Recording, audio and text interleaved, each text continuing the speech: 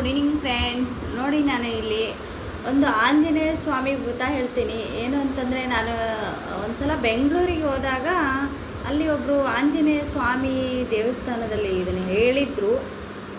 ಯಾವಾಗ ಅಂತಂದರೆ 2008-9 ಇರಬೇಕು ಅನಿಸುತ್ತೆ.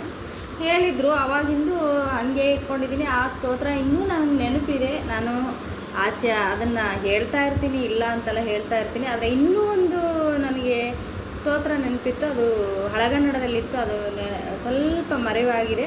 ಅದನ್ನು ಮತ್ತೆ ನೆನಪಿಸ್ಕೊಂಡು ಹೇಳ್ತೀನಿ ಏನು ಅಂತ.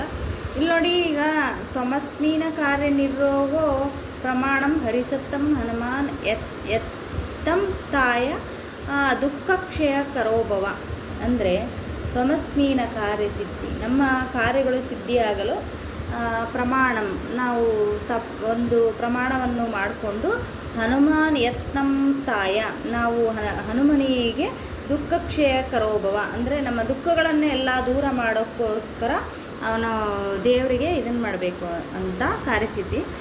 ಏನು ಮಾಡಬೇಕು ಅಂತಂದರೆ ನೋಡಿ, ಇದು 16 ದಿನದ ವ್ರತ ಆಗಿರುತ್ತೆ. ಯಾವ ಥರ ಅಂತ ಅವ್ರು ಹೇಳಿದ್ದು ಅಂದರೆ, ಒಂದು ತೆಂಗಿನಕಾಯಿಯನ್ನು ತೊಗೊಂಡ್ಬಿಟ್ಟು ಅದನ್ನು ಕಟ್ಟಿಬಿಟ್ಟು 16 ದಿನ ಅದನ್ನೇನು ಮಾಡಬೇಕು ಅಂದರೆ ಪೂಜೆ ಮಾಡಬೇಕು.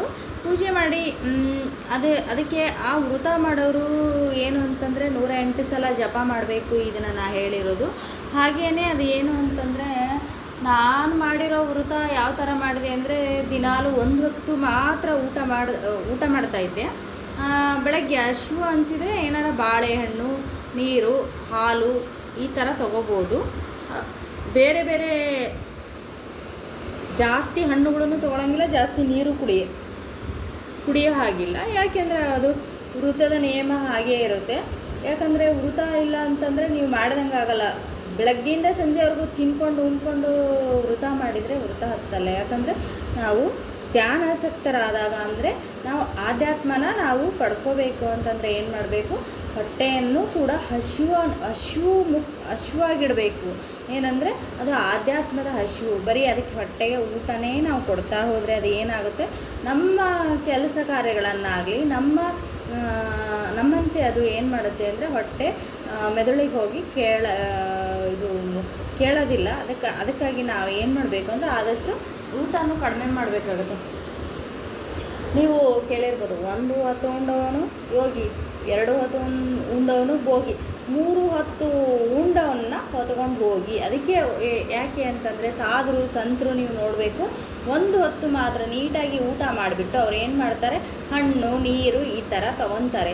ಪದೇ ಅವರು ಊಟದ ಬಗ್ಗೆ ಆಸಕ್ತಿನ ಹೊಂದಿರೋದಿಲ್ಲ. ಜನಸೇವೆ ಮಾಡ್ತಾ ಇರ್ತಾರೆ. ಹಾಗೆ ಸಾಧುಗಳು ಸಂತರು ಅವರು ಮಠಗಳಲ್ಲಿ ಇರೋರು ಅವರೆಲ್ಲ ಏನು ಒಂದೇ ಹೊತ್ತು ಊಟ ಮಾಡ್ತಾ ಇರ್ತಾರೆ. ನೀವು ನೋಡಿರ್ಬೋದು. ಅದಕ್ಕೆ ನಾನು ಹೇಳ್ತಾ ಇರೋದು. ನಾನು ಇಲ್ಲಿ ಹೇಳ್ತಾ ಇದ್ದೀನಿ ನೋಡಿ, ಇನ್ನೊಂದು ಸತಿ ಹೇಳ್ಕೊಟ್ಬಿಡ್ತೀನಿ, ನೀವು ನೋಡ್ಕೊಳ್ಳಿ. ಬೇಕಾದರೆ ವಿಡಿಯೋದಲ್ಲಿ ಇರುತ್ತೆ, ಅದನ್ನು ನೀಟಾಗಿ. ತ್ವಮಸ್ಮೀನ ಕಾರ್ಯನಿರ್ಯೋಗೋ ಪ್ರಮಾಣಂ ಹರಿಸತ್ತಂ ಹನುಮಾನ್ ಯತ್ನಂ ಸ್ಥಾಯ ದುಃಖಕ್ಷಯ ಕರೋಭವ.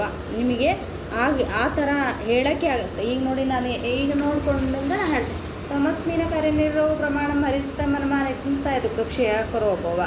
ನಾನು ಅಂದು ರೂಢಿ ಏನಾಗಿರುತ್ತೆ, ಅದು ಆಲ್ರೆಡಿ ಬಂದಿರುತ್ತೆ. ಇದೇನಾಗುತ್ತೆ ಆಗುತ್ತೆ ಅಂತಂದರೆ, ಈಗ ನಿಮಗೆ ಒಂದೇ ಸತಿ ಬರಲ್ಲ. ತ್ವಮ ಅಸ್ಮೀನ ಕಾರ್ಯ ನಿರೋಗ್ಯ ಪ್ರಮಾಣ ಅಂ ಅಂತ ಅನ್ಬೇಕು. ಹರಿ ಸತ್ತಂ ಹನುಮಾನ್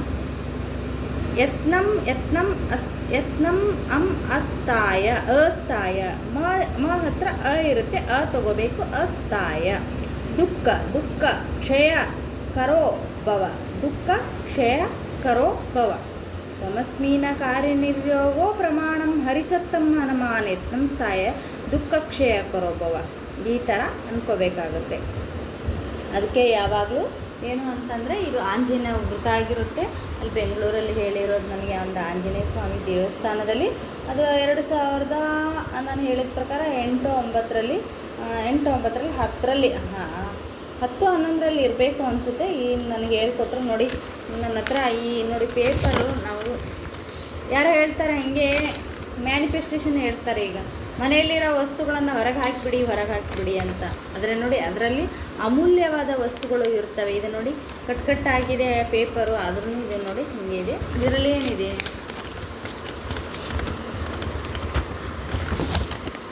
ಇಲ್ಲೇನಿದೆ? ಹನುಮಾನಂದ ಚಾಲೀಸ ಇದೆ, ಹನುಮಾನ್ ಚಾಲೀಸ ಇದೆ. ಇದನ್ನ ಅವಾಗ ಬರ್ಕೊಂಡಿರೋದು. ಅವಾಗೆಲ್ಲ ಎಲ್ಲರಿಗೂ ಸಿಗ್ತಾ ಇರಲಿಲ್ಲ. ಇವಾಗಾದರೆ ಯೂಟ್ಯೂಬಲ್ಲಿ ಎಲ್ಲ ಕಡೆ ಸಿಗುತ್ತೆ. ಅವಾಗೆಲ್ಲ ಸಿಗ್ತಾ ಇರಲಿಲ್ಲ. ಹಾಗೆ ಆ ವೃತನ ಮಾಡಿ ನಿಮಗೆ ಉಪಯೋಗ ಆಗುತ್ತೆ, ಉಪಯೋಗ ಮಾಡ್ಕೊಳ್ಳಿ. ಹನುಮನ್ನ ಹೊಲಿಸ್ಕೊಳ್ಳಿ.